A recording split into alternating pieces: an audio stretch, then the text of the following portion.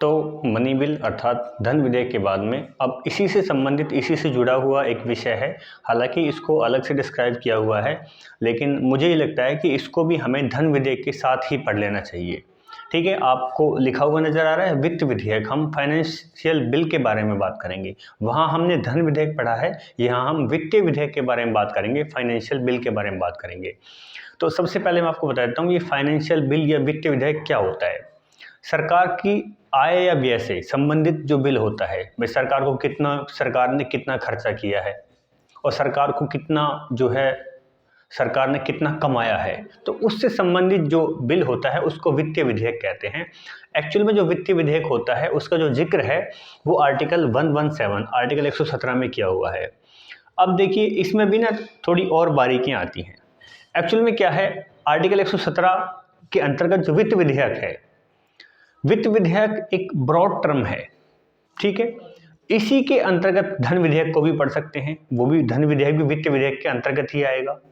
और वित्त विधेयक दो प्रकार के होते हैं, एक कैटेगरी ए, एक कैटेगरी बी, या फिर आप ऐसे कह सकते टाइप 1 और टाइप 2, दो प्रकार से हो सकता है। तो यहाँ मैं बताता हूँ आपको सबसे पहले वित्त विधेयक के बारे में, ठीक है। यहाँ वित्त विधेयक के बारे में जो है संक्षिप्त चीज़ें जो है सारी मैंने लिखी हुई हैं। देखिए सबसे पहले मैंने कहा कि जो धन विधेयक है, सारे के सारे धन विधेयक वित्त विधेयक होंगे, ठीक है। समझना ध्यान से बात को, सारे के सारे धन विधेयक जो हैं वो वित्त विधेयक होंगे, लेकिन सारे वित्त विधेयक धन विधेयक हों ये जरूरी नहीं है। वित्त विधेयक के अपने कुछ अलग टर्म्स हैं, कंडीशंस हैं। धन विधेयक की अब जो परिभाषा है हमने आर्टिकल 109 में और आर्टिकल 110 में उसके बारे में विशेष प्रावधान और उसकी परिभाषा पढ़ी है, उसकी कुछ अलग चीज़ें हैं। हमने पढ़ा कि आर्टिकल 110 के अंतर्गत टोटल 7 पॉइंट होते हैं जो एक धन विधेयक की परिभाषा को जो है बताते हैं। उसमें टैक्स से संबंधित बात होती है, सरकार जो ऋण लेती है उससे संबंधित बात होती है, सरकार की जो संचित निधि या आकस्मिक निधि में से धन निकालना है या धन डालना है उससे संबंधित बात होती है, संचित निधि पर भारित व्यय, कोई नया व्यय घोषित करना है उससे संबंधित बात हो सकती है, लोक लेखों से संबंधित बात हो सकती है। तो कुल मिला के जो 7 हमने जो पॉइंट्स में 7 परिभाषाओं के अंतर्गत हमने जो है धन विधेयक को पढ़ा था। अब हम जो है वित्त विधेयक मैं आपको बताता हूँ। देखो वित्त विधेयक प्रकार 1 और वहाँ पे वित्त विधेयक प्रकार 2 पढ़ना है। वित्त विधेयक प्रकार 1 में लिखा हुआ है, एक तो धन विधेयक, जो धन विधेयक की परिभाषा, मैंने कहा धन विधेयक को 7 प्रकार के भागों में बांटकर हम पढ़ते हैं, या 7 चीज़ें जो है धन विधेयक के अंतर्गत आती हैं। तो धन विधेयक के प्रावधान हम जानते हैं 7 प्रावधान होते हैं, 7 मैंने बातें आपको बताई थी कल, ठीक है। तो धन विधेयक के प्रावधान उसके मतलब धन विधेयक वाली सारी विशेषताएं तो उसमें है ही है, उसके अलावा भी अन्य कुछ बातें हैं। मतलब कि धन विधेयक तो वो अपने आप में है ही है, लेकिन धन विधेयक के अलावा भी कुछ अन्य बातें उसमें जुड़ी हुई हैं। आपको बात समझ में आ गई, ठीक है। तो वो क्या है, वो प्रकार 1 टाइप 1 का जो है वो वित्त विधेयक होगा। मतलब कि धन विधेयक की सारी उसके अंदर विशेषता प्लस उसके धन विधेयक के अलावा भी कुछ वो अपने अंदर विशेषताएं लिए हुए है। क्या होता है इसमें, इस विधेयक को केवल लोकसभा में पेश किया जाता है। देखो जब सारी की सारी विशेषताएं वो धन विधेयक के लिए हुए हैं ऑलरेडी, और धन विधेयक को तो हम जानते हैं धन विधेयक कहाँ पेश होता है, लोकसभा में पेश होता है। उसका निर्णय भी कौन करता है कि धन विधेयक है या नहीं है, लोकसभा का अध्यक्ष करता है। तो इसे केवल और केवल लोकसभा में पेश किया जाएगा। आगे इसको पेश करने से पहले राष्ट्रपति की पूर्वानुमति लेनी पड़ेगी, आवश्यक रूप से लेनी पड़ेगी, ठीक है, वित्त विधेयक को। और इसमें अगर ऐसा होता है कि किसी वजह से लोकसभा राज्यसभा में आपस में टकराव आता है इस विधेयक को लेकर के, राज्यसभा किसी बात पर नाराज होती है, लोकसभा के जो प्रस्ताव लोकसभा ने जो रिकमेंडेशन भेजी हैं, लोकसभा ने जो उसको पारित करके राज्यसभा के पास भेजा है, राज्यसभा उसको पास नहीं करती है, तो ऐसी स्थिति में राष्ट्रपति के पास में ये अधिकार है कि वित्त विधेयक टाइप 1 के संदर्भ में वह क्या कर सकता है, संयुक्त बैठक बुला सकता है आर्टिकल 108 के तहत, ठीक है। बातें क्लियर हुई, कुछ नहीं है। सबसे पहले बात है क्या, टाइप 1 जो वित्त विधेयक है वो है क्या, धन विधेयक की सारी बातें प्लस अन्य बातें अगर उसके अंदर हैं, मतलब धन विधेयक की सारी विशेषता उसमें पहले से ही है, उसके अलावा कुछ अन्य विशेषताएं उसके पास में हैं तो वो वित्त विधेयक होगा। क्योंकि प्योरली धन विधेयक नहीं है ना, क्योंकि धन विधेयक के साथ साथ अन्य बातें भी तो हो गई। इसलिए वित्त विधेयक है, प्योरली धन विधेयक नहीं कह सकते। लेकिन ज़्यादा जो इसके ऊपर जो इन्फ्लुएंस है, ज़्यादा प्रभाव किसका आ रहा है, धन विधेयक का आ रहा है, मनी बिल का आ रहा है। तो मनी बिल को कहाँ पेश किया जाता है, लोकसभा में, बिल्कुल लोकसभा में।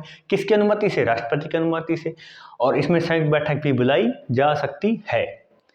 अब आप कहोगे कि धन विधेयक में और इसमें अगर मैं अंतर बताऊं, तो धन विधेयक के संदर्भ में मैंने आपको कहा था कि धन विधेयक में संयुक्त बैठक नहीं बुलाई जा सकती। क्यों? क्योंकि राज्यसभा को उसमें शक्तियां ही नहीं दी हुई हैं, लोकसभा ने जो कह दिया वो मानना पड़ेगा। ठीक है, अब मैं दूसरी बात करता हूं कि भाई जो वित्त विधेयक प्रकार 2 है वो क्या है, और दोनों को हम कंपैरेटिव वे में पढ़ते हैं, तुलनात्मक अध्ययन करते हैं दोनों के बारे में।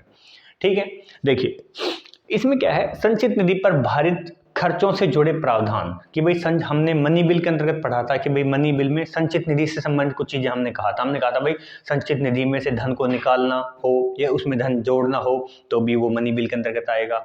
हमने पढ़ा था कि संचित निधि के ऊपर भारित व्यय, कोई नया उद्घोषणा करनी हो या उसके खर्चों को बढ़ाना हो तो भी उसके अंतर्गत आएगा। हमने कहा था कि संचित निधि में जो प्राप्त धन है या लोक लेखा उसकी जांच वाँच करनी है तो भी धन विधेयक के अंतर्गत आएगा। तो संचित निधि पर भारित खर्चे से जुड़े प्रावधान, लेकिन कौन से, जो ये 4-5 मैंने बताए हैं ना, जो आर्टिकल 110 में उल्लेख किया हुआ है धन विधेयक में, उसमें भी संचित निधि की बात की हुई है 110 में भी और इसमें भी। तो जो आर्टिकल 110 में संचित निधि से संबंधित बातें जो कर दी, उसके अलावा जो बात बची हुई है, भाई 4-5 बातें आर्टिकल 110 में धन विधेयक के अंतर्गत बताई हुई हैं संचित निधि के बारे में, कि संचित निधि में से धन को निकालना या डालना, संचित निधि पर कोई नया व्यय घोषित करना, संचित निधि की जांच करना, है ना। तो उनके अलावा अगर संचित निधि के से संबंधित कोई चीज है तो वो वित्त विधेयक प्रकार 2 के अंतर्गत हम कंसीडर करेंगे। यहाँ तो हमने देखो दोनों में अंतर क्या है बेसिक। टाइप 1 में हमने धन विधेयक को साथ लिया है, टाइप 2 में हमने धन विधेयक की जो विशेषताएं हैं उनको बाहर कर दिया, उसके अलावा विशेषताओं की बात की है। ठीक है, तो इसमें लिखा है मैंने कि आर्टिकल 110 में जो उल्लेखित विषय हैं किससे जुड़े हुए, संचित निधि से जुड़े हुए, उसके अलावा जो चीजें हैं तो वो वित्त विधेयक प्रकार 2 में आएंगी।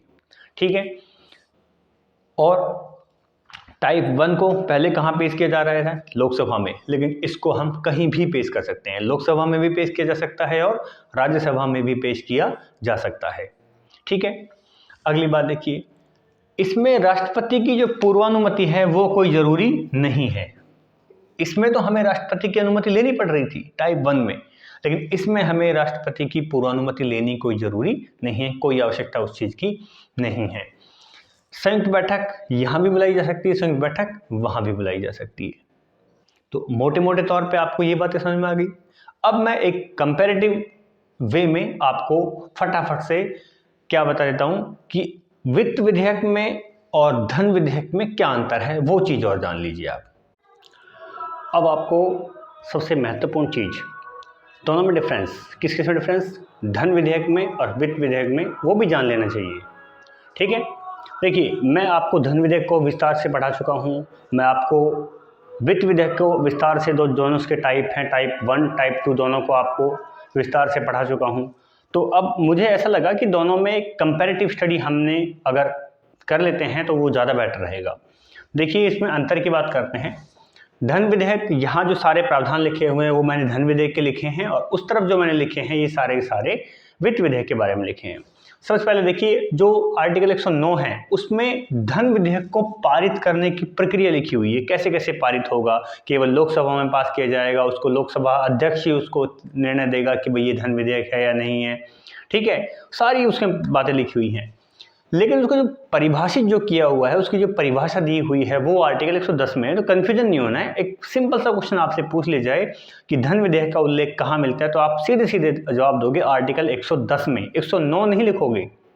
109 में उसको उसके बारे में विशेष प्रावधान किए हुए हैं। ठीक है, जबकि दूसरी तरफ बात करें वित्त विधेयक, हमने पढ़ लिए कि 2 प्रकार के होते हैं, टाइप 1 टाइप 2, प्रकार 1 प्रकार 2। प्रकार 1 का जो उल्लेख मिलता है वो मिलता है आर्टिकल 117 के फर्स्ट क्लॉज में। ठीक है, जबकि प्रकार 2 की मैं बात करूं तो प्रकार 2 वो आर्टिकल 117 के थर्ड क्लॉज में उसका उल्लेख मिलता है। ये तो मैंने बात की संवैधानिक रूप से इनकी स्थिति क्या है। ठीक है, अब देखिए जो धन विधेयक होता है उसको लाने से पहले हम राष्ट्रपति की पूर्व अनुमति लेते हैं, आवश्यक रूप से उसकी राष्ट्रपति की पूर्व अनुमति लेते हैं। राष्ट्रपति से पहले पूछते हैं कि हम इस विधेयक को लाने जा रहे हैं तो आपकी हमें अनुमति चाहिए, ठीक है। जबकि जो वित्त विधेयक का टाइप 1 है उसमें भी राष्ट्रपति की पूर्व अनुमति आवश्यक है, लेकिन टाइप 2 में कोई आवश्यक नहीं है। मैंने इसको कट किया हुआ है, ठीक है। दूसरी बात देखिए, इसको केवल लोकसभा में ही पेश किया जाएगा, धन विधेयक को राज्यसभा में कभी भी इसको पेश नहीं किया जाएगा। टाइप 1 की बात करें वित्त विधेयक में, इसको भी लोकसभा में पेश किया जाएगा, लेकिन जो टाइप 2 है उसको किसी में भी पेश कर सकते हैं, चाहे तो लोकसभा में चाहे तो राज्यसभा में, किसी भी सदन में आप उसको पेश कर सकते हो, ठीक है। तो इसका निर्णय, इस बात का निर्णय कौन दे कि भाई ये विधेयक धन विधेयक है अथवा नहीं है, इस बात का जो निर्णय है वो निर्णय भी कौन देगा, इस बात का निर्णय लोकसभा अध्यक्ष देगा, ठीक है। ये बात आर्टिकल 109 में साफ साफ तौर पर लिखी हुई है कि कोई विधेयक धन विधेयक है अथवा नहीं है, इस बात का निर्णय कौन देगा, लोकसभा का अध्यक्ष देगा, ठीक है। ये बात क्लियर हो गई। आगे देखिए राष्ट्रपति क्या क्या कर सकता है। देखो हमने धन विधेयक को जब हम लेके आए सदन में, लोकसभा में, धन विधेयक को लाने से पहले हम किसके पास गए, राष्ट्रपति के पास। राष्ट्रपति को हमने दिखाया पूरा कि जी हम ये वाला जो विधेयक है उसको लाने जा रहे हैं, ये धन विधेयक है, आपकी हमें अनुमति चाहिए। तो जब राष्ट्रपति उसको अनुमति दे देगा तो राष्ट्रपति उसको पूरा पढ़ेगा, तो उसको देखेगा, उसको समझेगा, जब भी तो अनुमति देगा। वो बिना पढ़े या बिना उसको जांच किए तो वो अनुमति देगा नहीं।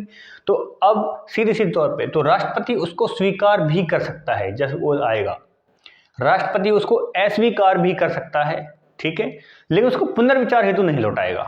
राष्ट्रपति ये नहीं कहेगा पुनर्विचार हेतु कि मैं इसको पुनर्विचार के लिए लौटा रहा हूँ, इसको दोबारा से देखो, क्योंकि पहले राष्ट्रपति को दिखा के हमने पेश किया है उसको, ठीक है। इसलिए ध्यान रखेंगे राष्ट्रपति कभी भी धन विधेयक को पुनर्विचार हेतु नहीं लौटाएगा, ध्यान रखने वाली बात है, ठीक है।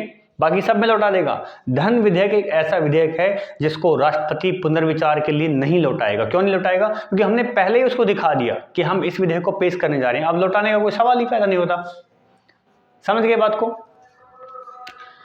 दूसरी तरफ टाइप 1 की बात करूं, इसमें पुनर्विचार हेतु लौटा सकता है, टाइप 2 में भी पुनर्विचार हेतु लौटा सकता है, ठीक है भाई। आगे देखिए संयुक्त बैठक बिल्कुल नहीं बुलाई जाएगी।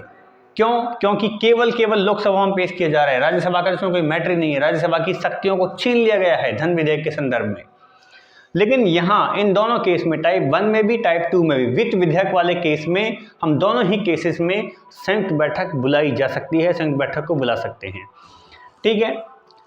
राज्यसभा क्या क्या कर सकती है भाई, देखो राज्यसभा धन विधेयक के संदर्भ में संशोधन नहीं कर सकती, लेकिन संशोधन के लिए सुझाव दे सकती है, और उन सुझावों को लोकसभा माने या ना माने वो लोकसभा के ऊपर डिपेंड करता है, ठीक है। लोकसभा राज्यसभा द्वारा दिए गए संशोधन संबंधित सुझावों को मानने के लिए बाध्य नहीं है, ठीक है।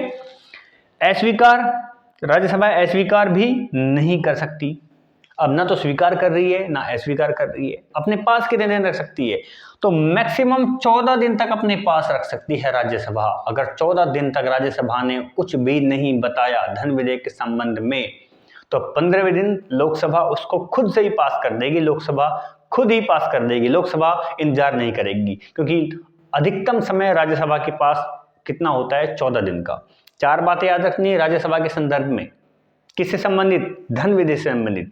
नंबर 1, राज्यसभा संशोधन नहीं कर सकती, लेकिन संशोधन के लिए सुझाव दे सकती है, सलाह दे सकती है, भाई आप मानो तो ठीक है, ना मानो तो ठीक है। वो डिपेंड करता है उस सलाह को लोकसभा माने या ना माने, ठीक है।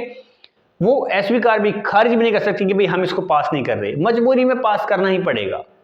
और अगर मान के चलो 14 दिन तक राज्यसभा ने उसको पास नहीं किया, तो 15 दिन ऑटोमेटिकली उसको पास मान लिया जाएगा, ठीक है। यहाँ संशोधन भी कर सकती है, अस्वीकार भी कर सकती है, सारा कुछ कर सकती है, राज्यसभा को पूरी पावर है, यहाँ भी पूरी पावर है। अब देखो यहाँ आपने ध्यान दिया होगा राज्यसभा के पास शक्तियाँ नहीं हैं, तो राज्यसभा के पास जब कोई पावर ही नहीं है उसको पारित करने की, तो हम संयुक्त बैठक की क्यों बुलाएं, इसलिए संयुक्त बैठक का प्रावधान भी इसमें नहीं है। बाकी इन दोनों में संयुक्त बैठक का प्रावधान किया हुआ है। आप ये जानते हो भली भांति, मैंने आपको डिटेल में पढ़ा दिया है कि धन विधेयक में क्या क्या चीज़ें हैं और वित्त विधेयक में क्या क्या चीज़ें हैं।